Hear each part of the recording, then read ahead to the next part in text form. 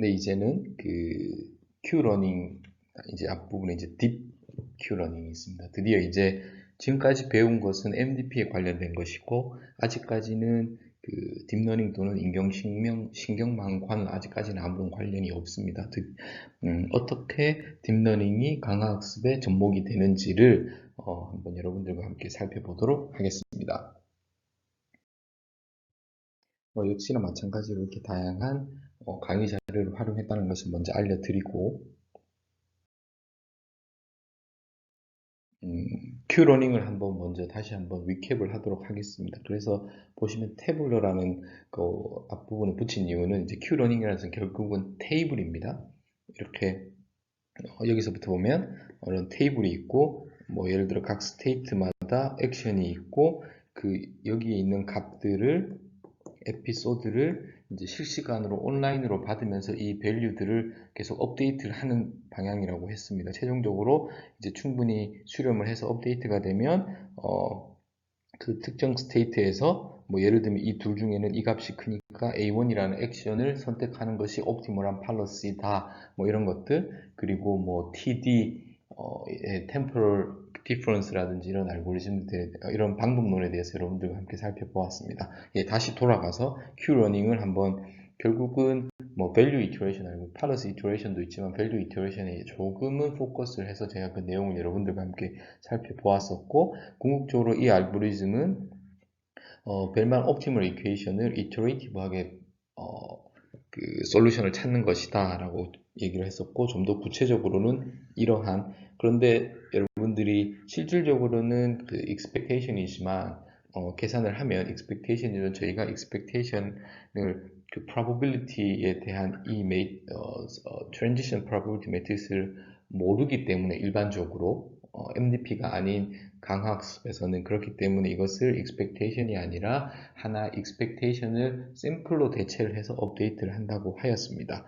그리고 그렇기 때문에 샘플이기 때문에 하드하게 하지 않고 소프트하게 하는 것이고, 그게 TD 알고리즘의 아이디어에서 결국은 Q를 이렇게 또는 타겟에서 알파만큼 이런 얘기들을 많이 했었습니다. 그래서 여기에 이제 P가 없는 거죠. 요 사이에 P가 없다고 보시면 되겠습니다. 여러 번 제가 설명을 드렸기 때문에 더 추가적으로는 이야기를 하지 않도록 하겠습니다. 자, 그래서 결국은 다시 말씀드리지만 Q러닝이라는 것은 테이블에 있는 각각의 엘리먼트들을 시퀀스를 하면서 S1, A1, R1 또 이렇게 S2, A2, R2 이렇게 계속 쭉 진행해 가면서 새로운 세상을 경험하면서 이 값들이 계속 그때마다 업데이트 되고, 그렇다고 말씀을 드렸습니다. 그래서 결과적으로는 Q러닝이라는 것은 만약에 이게 아이디어한 경우긴 하지만 스테이트 액션 페어가 충분히 많이 경험을 한다면 옵티멀한 팔러스에 컨버지 한다는 것, 그러니까 많은 경험을 해야 되는 거예요, 일단은. 그렇지만 아직까지 여기에서의 지금까지 배운 Q러닝에 대한 강화학습 쪽은 딥러닝하고는 아직까지는 아무런 상관이 없다는 거. 그래서 여러분들이 Q러닝에 대해서 제가 아직까지는 배울 것이지만, 아직까지는 딥러닝이랑은 아무런 상관이 없다는 것. 결국 지금까지는 MDP와 거기에서 나온 강화학습 Q러닝에 대한 것까지 왔고, 어떻게 여기에 딥러닝이 포함이 되는지를 이 강의에서는 여러분들이 좀 중점적으로 바라보시면 될 것 같습니다. 그러면 이제 이런 Q러닝에 대해서 제가 지금까지 계속 설명을 드렸지만 문제는 없느냐? 당연히 어떤 이슈나 프로블럼들이 있겠죠. 그것은 가장 큰 문제점은 뭐냐면, 여기서 보시는 것처럼 스케일러블 하지 않다. 이게 무슨 이야기냐?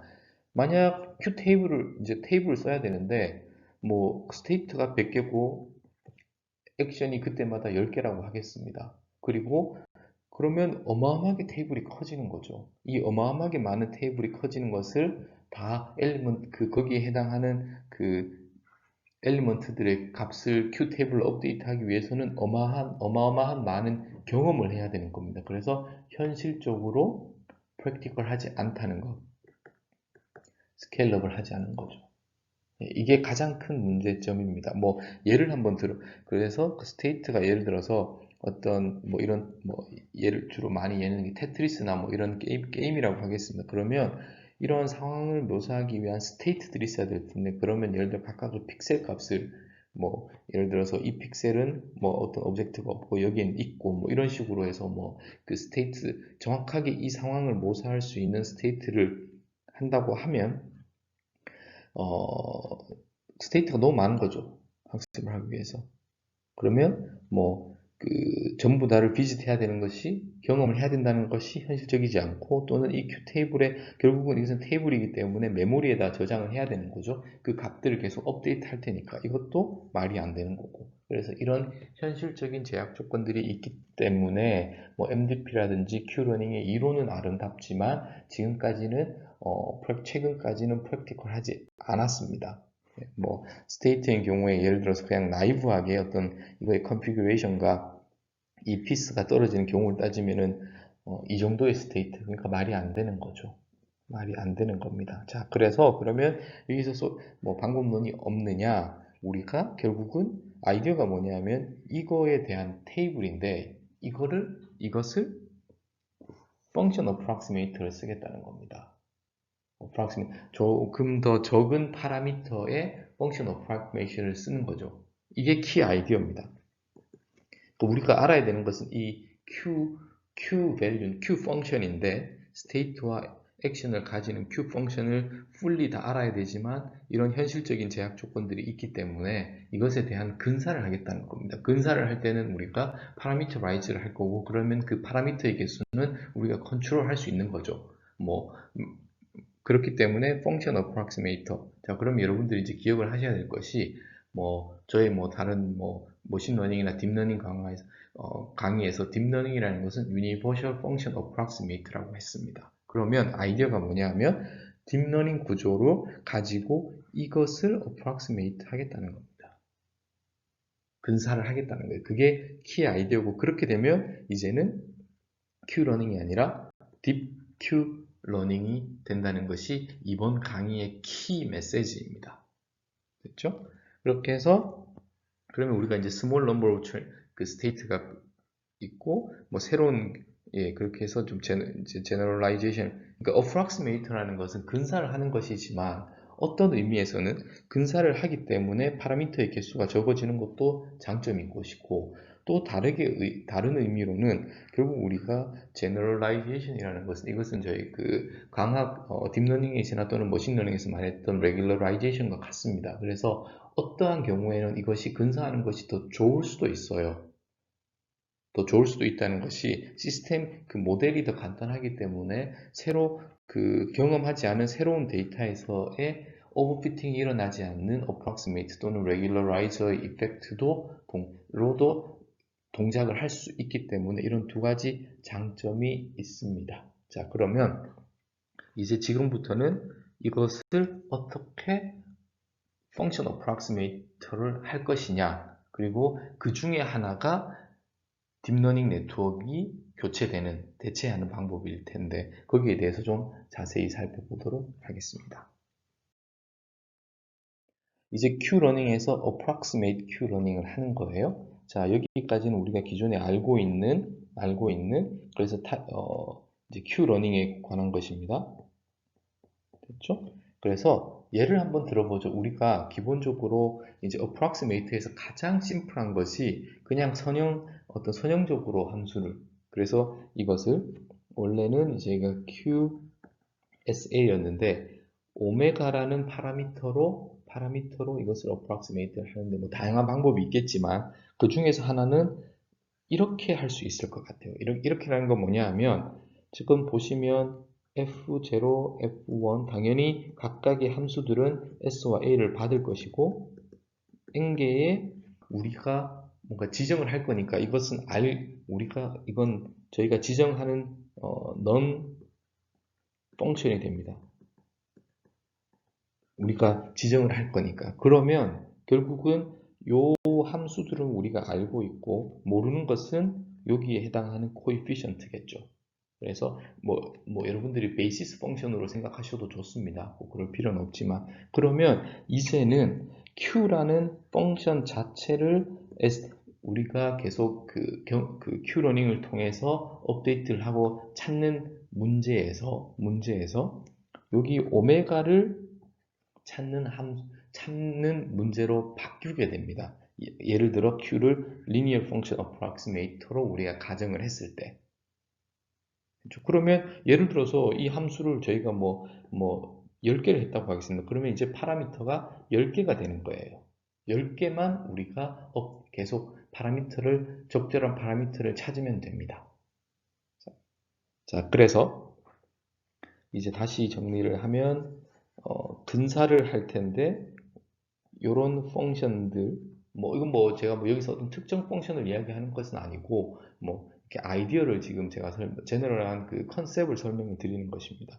그래서 결국 문제가 여기 오메가를 찾는 문제로 바뀌었다. 그리고 그렇기 때문에 이것은 정확하면 좋겠지만 근사적으로 이제 approximation의 관점인 거죠. 자, 그랬을 때 우리가 Q러닝에서는 이렇게 업데이트를 했습니다. 이건 여러분들이 이제 기억을 하실 거예요. TD 그 temporal difference에서 이렇게 업데이트를 계속 한다는 것을 여러분들 배웠었고, 이제 이 경우로 Q를 approximate 할 때는 이제 저희가 이제 Q를 업데이트하는 것이 아니라 오메가를 업데이트해야 된다는 거죠. 그래서 먼저 제가 여기 결과적으로 말씀을 드리면 이렇게 오메가를 업데이트를 하면 됩니다. 이렇게 하면 이거에 대해서 지금 물음표를 제가 쳐놓은 것은 쳐둔 것은 다음 슬라이드에서 제가 왜 이런 이퀘이션이 업데이트 되는 룰이 나오는지를 제가 추가적으로 설명을 드릴 것이지만, 자, 이 두 개를 먼저 한번 비교를 해보겠습니다. 그러면 여기서는 이제 이건 우리가 충분히 결국은 이거죠. 이 식을 그대로 가지고 온 겁니다. 여기가 타겟과 현재의 Q 밸류의 것을 디퍼런스라고 알파벳만큼 하는 거죠. 소프트 업데이트를 하는 겁니다. TD 방법을 통해서. 그래서 이것이 실질적으로 우리가 지금까지 배운 것이었는데, linear function approximator를 쓰게 되면 결론부터 먼저 말씀을 드리면 여기에 해당하는 오메가들, 결국 이제 i가 있으니까 i는 저희가 1부터 n까지를 다 0부터 n까지를 다 해야겠죠. 그래서 차이점이 보면 오메가를 이제 업데이트 하는데 알파의 디퍼런스가 있고, 이 부분에 그 오메가 i 번째에 해당하는 베이스 펑션들이 여기에 들어가는 좀 추가가 되어 있는 모습입니다. 그래서 조금은 다르지만 비슷한 꼴이라는 거 일단 여러분들이 눈여겨 보시고, 펑션 어프락시메이터를 했을 때 왜 이런 이퀘이션이 업데이트 룰이 나오게 되는지를 한번 살펴보도록 하겠습니다.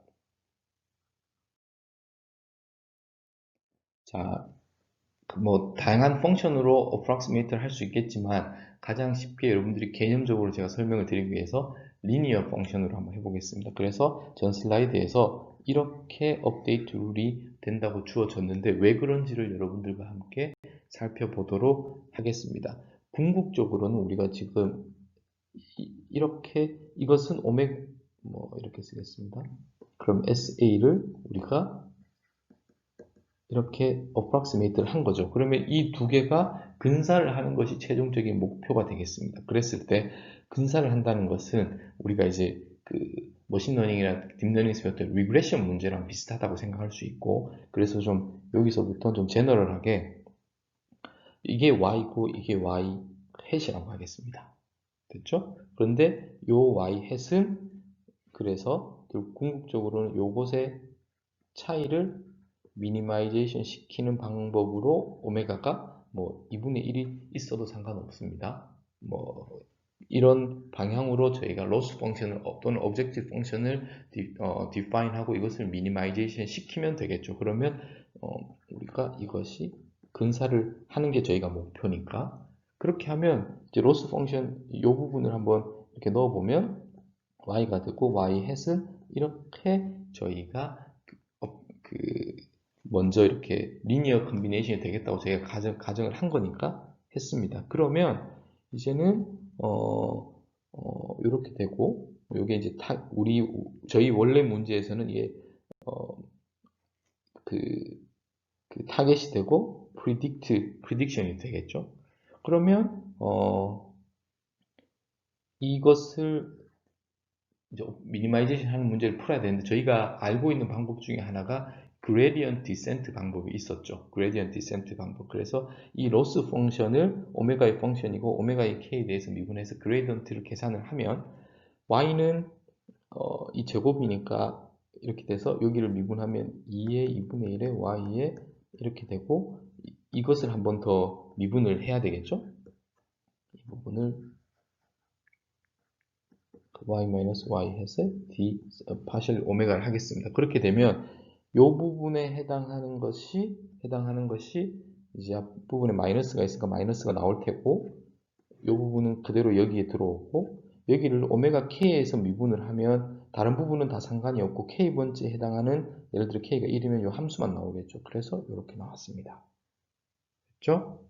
그래서 오메가에 관한 것을 업데이트로는 우리가 알고 있는 이렇게 하고 마이너스 알파의 그레디언트 이걸 하는 거죠. 근데 이 부분이 지금 마이너스에 마이너스가 있으니까 플러스가 되고 이렇게 해서 여기까지 나왔습니다. 이 부분을 그대로 가지고 왔죠. 그러면 이것이 우리가 알고 있는 디퍼런스 즉 차이니까 그리고 요 식이 나왔습니다. 자, 그래서 여기와 같다는 것을 여러분들이 확인을 할 수 있습니다. 자, 이것이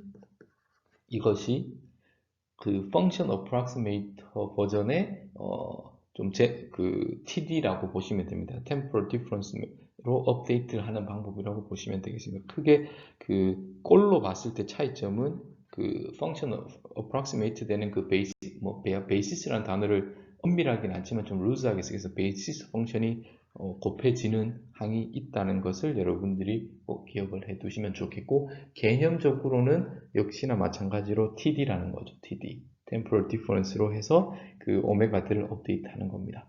자, 그래서 다시 한번 여러분들이 항상 제가 강의를 할 때 설명드리죠. 이 스텝 바이 스텝은 여러분들이 한번 해보시고 그것이 확인이 되면 되는 거예요. 그리고 나서 끝이 나고 나서는 좀 거리를 두고 어떠한 플로우로 지금까지 왔는지 여러분들이 한번 살펴볼 필요가 있는데 큐러닝은 좋은 것인데 현실적으로 스케일러블 하지 않기 때문에 프랙티컬하게 어떤 문제를 푸는데 어려움이 있었습니다. 그러면 우리가 생각할 수 있는 것이 parameterized 된 펑션으로 approximate를 하면 다양한 장점들이 있으니까 그 중에서 저희가 가장 쉽게는 리니어 펑션으로 해볼 수 있겠죠. 그렇게 해서 제가 이렇게 그러고 그것이 이런 로스 펑션으로 하고 이것을 풀기 위해서 우리가 알고 있는 그레디언트 디센트 방법으로 했더니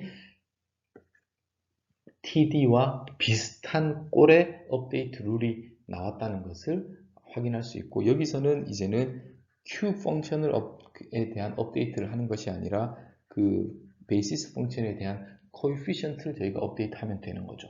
자, 이 코에피션트를 업데이트하면 된다는 거. 그래서 parameterized 된 파라미터만 이제 저희가 쳐다보고 있는 거예요. 자, 여기까지 했습니다. 그러면 이제 더 나아가서 리니어 펑션이 아니라 non-linear function approximate도 당연히 저희가 생각을 할 수 있겠죠. 자, 결론부터 말씀드리면 이것이 non-linear 중에 또 뭐 non-linear base function을 사용할 수도 non-linear base function을 쓸 수도 있겠지만 이것이 Deep Q Learning Network로 확장이 된다는 것을 먼저 말씀을 드리고 자, 제너럴하게 디퍼런스는 이렇게 우리가 이것이 타겟이고 실제 계속 이터레이션을 하면서의 그 Q 펑션인데 이것을 오메가로 approximate 했다고 봤을 때 그러면 이제는 이것에 대해서 로스 펑션을 이렇게 해서 이제 이게 타겟이니까 됐죠? 그리고 이것에 대한 제곱 그 2분의 1은 뭐 앞으로 계산을 식을 깔끔하게 하기 위한 거니까 이것을 로스 펑션으로 해서 결국은 이 두 개가 로스가 미니마이제이션 되는 방향으로 저희가 계속 이터레이션을 옵티마이제이션 할 텐데 그럼 이것은 또 역시나 마찬가지로 그레디언트 룰로 업데이트를 이렇게 해야겠죠. 지금 오메가로 파라미터라이즈 되어 있습니다. 그랬을 때 지금 보면 이렇게 되고 이것을 오메가에 관해서 미분을 할 텐데 미분을 한번 그레디언트를 계산을 하면 이 부분이 이것은 그레디언트고 다시 이 미분이 되니까 이제 이게 사라지고 여기에다가 한 번 더 이것을 그 오메가에 대해서 지금 그러면 이 타겟은 오메가와 상관이 없으니까 여기가 되고 이것은 지금 이렇게 식이 나온다는 것을 확인할 수 있습니다.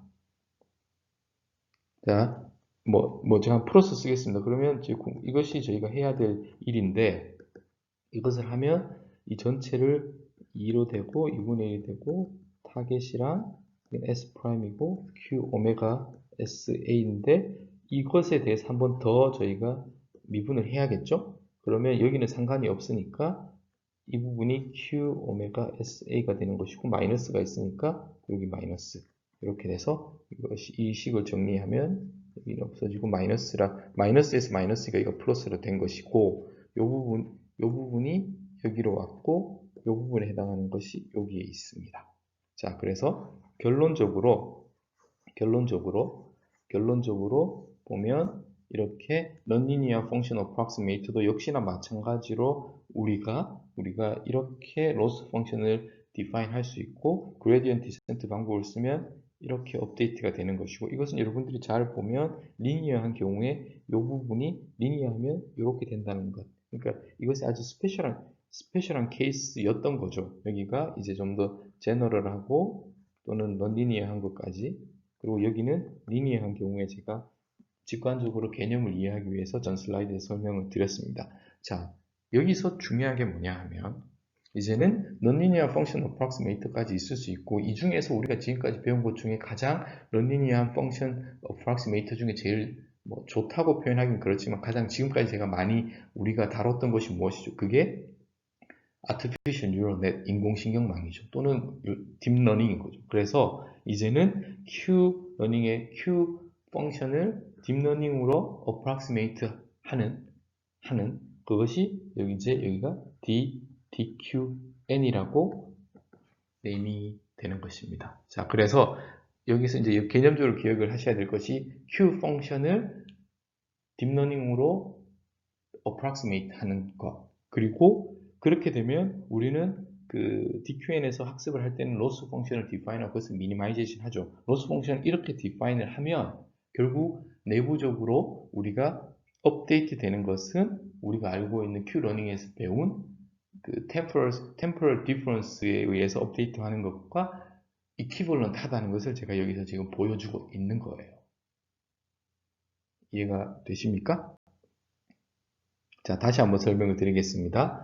Q러닝에서 우리는 업데이트를 하기 위해서 temporal difference를 썼습니다. 그것과 equivalent 한 것이 딥러닝 네트워크로 approximate 하고 loss 펑션을 우리가 익히 알고 있는 mean square error, 또 regression 문제에서 자주 했었던 차를 제곱하는 거죠. 그것을 minimization 하는 문제로 딥러닝 프레임워크에 세팅을 하면 그것은 결국 이것과 같아진다는 것을 여기서 지금 제가 보여드리고 있는 것입니다.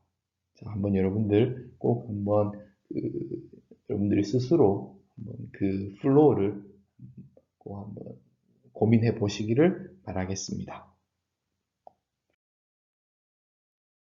자, 여기가 이제 서머리가 될 것 같은데, 이제 저희는 TD 메소드인데, 이제 value function approximate를 한 거죠. 그 중에서 approximation을 네트워크로 한 겁니다. 네트워크로 했다는 게 결론이 될 테고, 그 메시지가.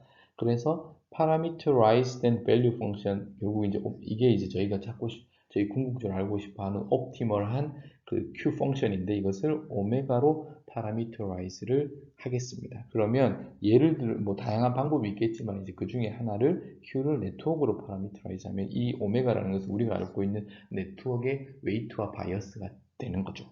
됐죠? 그러면 TD 업데이트는 결국 이건데 저희가 이제 배웠습니다.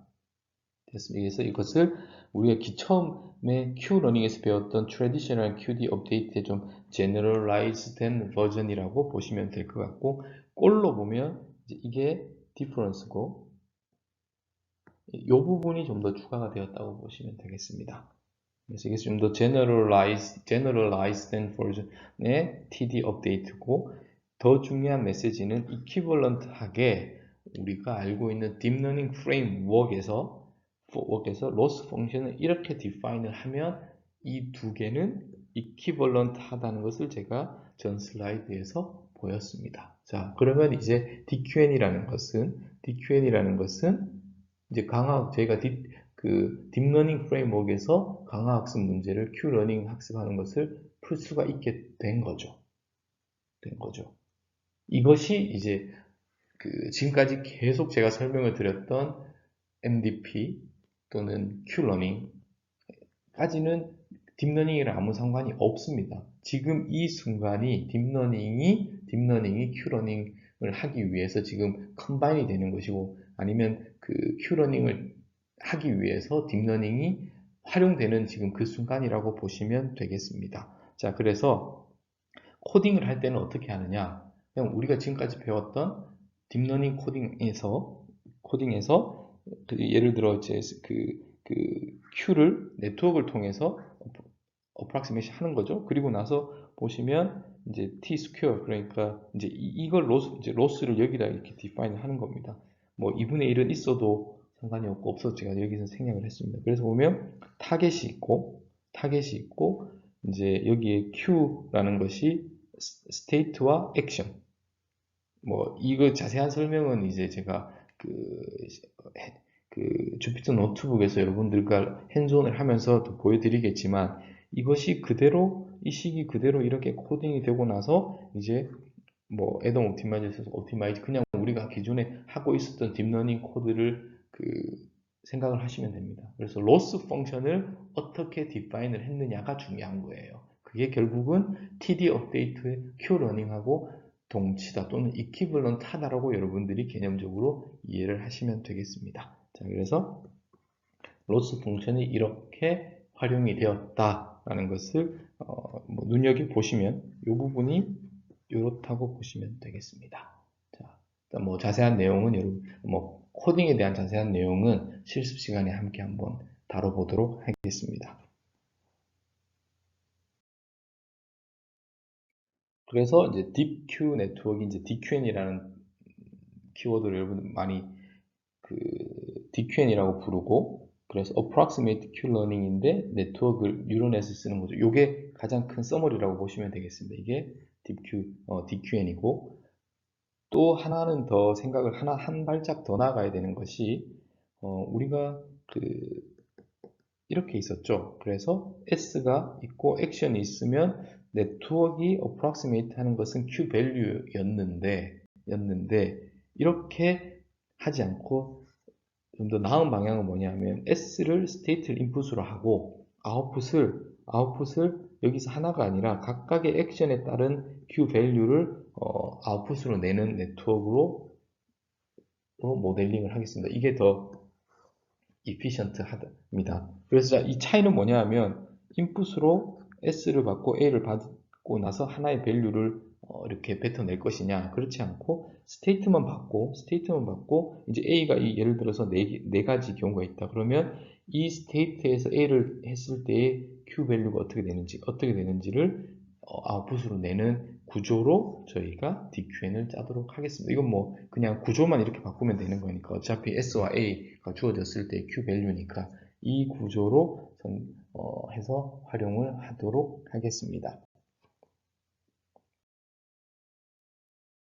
그러면 이제 다시 뭐 같은 이야기인데 다시 한번 설명을 드리면, Q러닝에서는 테이블을 활용했었죠. 이런 경우로 이렇게 스테이트가 있고 액션이 있을 때 이 값들을 계속 실시간으로 온라인으로 경험을 하면서 업데이트를 하는 그랬었는데, 이것을 이제 parameterized Q로 approximation을 하는 것이고, 그 중에 가장 유명한 것이 뉴럴 네트워크 Universal Function Approximator니까 어떻게 할 거냐면 S가 들어가고 각각의 액션에 따른 Q 밸류들, 뭐 예를 들면 지금 요 경우겠죠. 이렇게 업데이트를 하는 이 순간이 이제 드디어 딥러닝 구조가 활용이 되는 순간이라고 보시면 되겠습니다. 자, 그래서 개념적으로는 테이블을 네트워크로 approximate 하였다. 이것이 큰 줄기라고 보시면 되겠습니다. 그래서 다시 한번 또 서머리를 하자면 DQN인 거죠. 이것은 2013년도에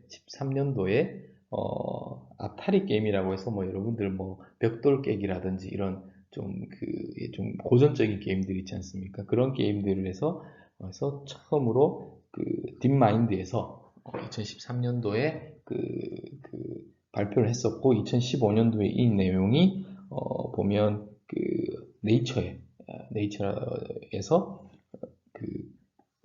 휴먼 레벨, 그러니까 인간 수준의 게임을 할 수 있다는 것을 발표를 했었습니다.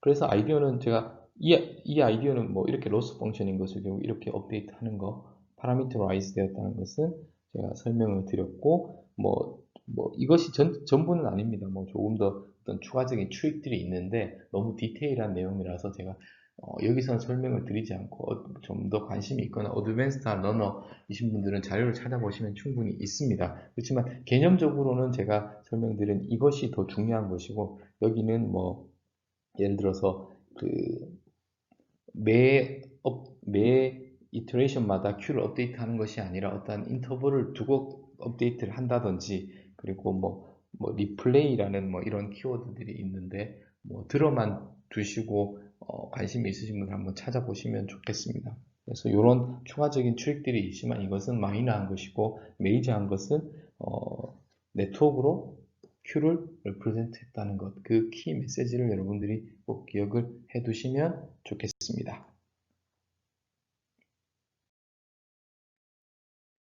자, 그래서 이제 개념적인 것들은 제가 설명을 다 드렸습니다. 이제 DQN에 관한 것들. 그러면 이제 좀 더 나아가서 제목에 보면 이제 컨볼루션이라는 키워드가 있는데 이건 또 뭐냐? 예를 들어서 이런 뭐 게임을 뭐 이렇게 사람이 이렇게 조작을 하는데 그것을 강화학습 또는 DQN을 써서 뭐 그 컨트롤하는 또는 옵티멀한 팔러스를 찾는 것이 저에게 주어진 문제라고 하겠습니다. 그러면 실질적으로 이것에 뭐 테트리스에서 제가 설명을 드렸지만 이것에 대한 스테이트를 저희가 왜냐하면 이제 컴퓨터가 인지를 할 수 있는 스테이트를 디파인을 해야 되니까 그러면 이 모든 픽셀에 대한 값들 그리고 여기에서 에이전트가 움직이는 것에 대한 에이전트에 대한 위치라든지 이런 것들을 다 그 코딩을 이제 스테이트를 해야 되는데 뭐 예를 들어서 이것을 뭐 칼럼 벡터로 이렇게 표현을 할 수도 있겠죠. 그런데 뭐 칼럼 벡터로 픽셀별로 이 값들을 표시를 할 수 있을 것입니다. 그런데 여기서 딥마인드가 키 아이디어가 무엇이었냐면 사람이 이런 게임을 할 때 이 픽셀 밸류가 무엇인지를 일일이 다 그렇게 이 스테이트를 인지하지 않습니다. 사람은 보면 그냥 이 이미지를 전체를 그냥 보는 거예요. 그 순간을 그것을 보고 판단을 하죠. 됐죠? 여기서 이제 키 아이디어가 뭐냐 하면 그러면 사람이 인지하는 것처럼 예를 들어 이런 뭐 컴퓨터 게임에서 이미지겠죠? 이미지를 인지하는 것이 가장 잘하는 것은 뭐였죠? 지금 제가 그 뭐 딥러닝에서 설명을 했던 CNN 구조에서 컨볼루션을 쓰는 겁니다. 그래서 이것이 키 아이디어였던 거죠. 그러면 DQN을 쓰면 좋은 점이 뭐냐 하면 DQN을 인풋이 예를 들어 이런 네트워크가 있는데 여기가 스테이트가 들어가야 되죠. 그리고 여기 Q에다가 여기 이제 그 액션마다의 Q 값들이 나오는 것인데 우리가 스테이트를 define 하는 것이 아니라 그냥 이 자체가 스테이트인 거예요. 그리고 이미지로 받아들이기 위해서 컨볼루션을 하면 되죠. 그러면 이렇게 지나가면서 중요하다고 생각하는 스테이트가 익스트랙션 되고 또는 러닝이 될 거고 됐죠? 그리고 나서 각각의 액션마다의 approximate 된 Q value를 계속 학습하게 될 것입니다. 자, 요 아이디어가 또 중요한 그래서 스테이트를 유저 디파인 하는 것이 아니라 이미지인 경우에는 CNN에서 가지고 제가 고민했었던 사람이 이미지, 영상 또는 이미지 또는 오브젝트를 인지하는 방법과 가장 유사한 수학적인 오퍼레이터인 컨볼루션을 통해서 네트워크도 세상을 인지하게 하는 거죠. 이것이 또 키 아이디어라고 보시면 되겠습니다. 그래서 뭐 Deep Convolutional Reinforcement Learning이 키 아이디어입니다.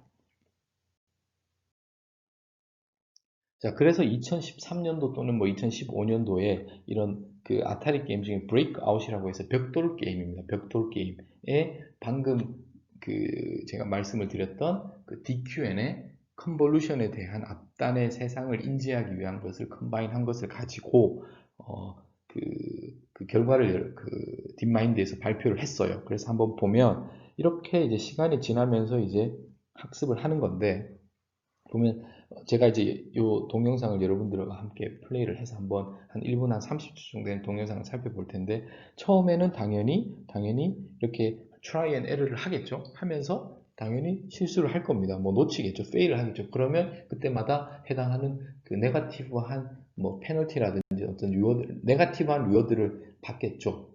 그러면서 스스로 학습을 할 겁니다. 그래서 어느 순간은 이제 잘해요. 잘 하게 될 겁니다. 그리고 더 나아가서 더 어메이징한 것은 그 강화학습을 하는 에이전트가 이렇게 어떤 특정한 부분을 뚫어서 여기서 들어가서 이렇게 스스로 하는 것이 더 효과적인 어떤 전략 스트래터지라는 것을 스스로 깨닫게 되는 것을 한번 여러분들과 동영상을 살펴보도록 하겠습니다. 자, 그래서 지금 이렇게 학습을 하고 있어요. 뭐 당연히 실패를 하겠죠. 처음에는 이 시스템에 대한 것이 전혀 없으니까. 그래서 이 좌우로 움직이는 것들이 에이전트고 지금 이 전체가 인바이먼트라서 우리가 지금 계속 학습을 하고 있습니다. 자, 이제 한 2시간이 지났어요. 그러면 전문가처럼 플레이를 합니다. 보시면 이제 잘하죠. 이건 한 전문가 수준의 한 2시간 정도 학습을 하면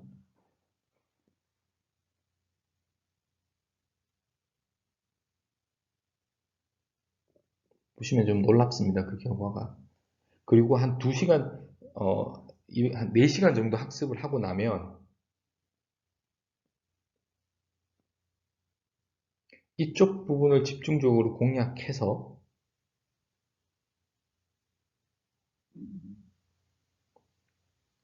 이렇게 지금처럼 이것이 가장 좋은 전략이라는 것을 스스로 깨달은 겁니다. 자, 이걸 보면 어떤 생각이 드냐 하면 이제 스스로 어떤 스트래티지를 이제 찾아내는 것들이 두 가지를 저희가 메시지가 있는 것 같습니다. 저희가 알고 있던 스트래티지를 강화학습을 통해서 배우는 것을 통해서 저희가 알고 있던 전략이 맞다는 뭐 옳은 방향이었다는 것을 컨펌 받을 수도 있고 또는 우리가 만약 몰랐던 전략들이 이러한 강화학습이라는 어떤 DQN이라든지 이런 방법을 통해서 저희가 새로운 것을 배울 수도 있어요. 자, 뭐 이런 뭐 2가지 메시지가 있다는 거 한번 살펴보았습니다. 그리고 딥러닝에서 이제 그 강화학습 쪽에서 이제 가장 유명한 어떤 이벤트가 구글 딥마인드가 유명해진 것이 이제 알파고였던 거죠. 이제 알파고라는 것은 이제 강화학습을 활용해서 바둑을 둔 건데 뭐 제가 여기서 알파고의 알고리즘을 구체적으로 설명드리고 싶은 것이 아니라 여러분들이 뭐 알파고에 대한 이벤트는 다 알고 있으니까 인터넷에 좀 이렇게 검색을 해보면 유명한 알파고 관련된 이미지들이 이런 것들을 보았을 것입니다. 이런 이미지들을. 자, 여기서 드리고 싶은 메시지가 뭐냐 하면 지금 바둑이라는 것은 경우의 수가 엄청나게 많은 거죠. 경우의 수가 엄청나게 많은 것을 지금 이렇게 지금 이미지적으로 표현을 했습니다. 뭐 예를 들어서 뭐 이렇게 경우가 많을 것이고 그럼 또 경우가 많을 어마어마하게 이렇게 많은 경우의 케이스를 전부 다 이그조스티브하게 설치를 할 수가 없겠죠. 불가능하겠죠. 그랬을 때 쓰는 방법이 뭐죠? 여기서 중요한 것이 다이나믹 프로그래밍인 거죠. 다이나믹 프로그래밍. 그래서 저희가 지금까지 배웠던 어떤 리커시브하게 하는 방법들을 적용한 거고 이 그림이 표현하는 것은 경우의 수가 많다는 것을 그것을 수학적으로 극복하기 위해서 알고리즘적으로 극복하기 위해서 심플하게 이야기를 하면 다이나믹 프로그래밍에 대한 것을 우리가 이야기를 했었고 이 그림은 뭐냐 하면 이제는 이 바둑을 인지를 하는데 바둑의 수를 이미지적으로 DQN을 이야기하고 있는 거예요. 컨볼루셔널 DQN을 이야기하고 있는 겁니다. 이 그림이. 그래서 여러분들이 이제 컨볼루셔널 DQN을 이야기하고 있는 거라서 이제는 여러분들이 이 두 가지의 어떤 알파고 또는 이런 이미지를 보면 이 이미지가 레프리젠트 하고 있는 그 뒷부분 뒤쪽에 있는 알고리즘 쪽으로 어떠한 메시지가 있는지를 여러분들이 한번 알면서 그것을 한번 쳐다보면 또 그 새로운 시각으로 보실 수 있을 것 같습니다. 경우의 수가 많은 것은 다이나믹 프로그래밍 또는 또 그리고 이런 다양한 스테이트를 바둑에서 이런 다양한 스테이트들을 이미지적으로 받아들였다는 것. 그래서 컨볼루셔널 DQN을 활용했다는 것이 메시지라고 보시면 되겠습니다. 제가 그래서 뭐 이론적으로만 계속 지금 이렇게 설명을 드리고 있는데 최종적으로는 여러분들과 함께 이 큐러닝에서도 했습니다. 그때는 이제 테이블을 활용해서 했었는데 이것을 네트워크로 이제 DQN 예제로 여러분들과 함께 핸즈온 세션을 한번 추후에 다음 동영상에서 한번 해볼 예정입니다.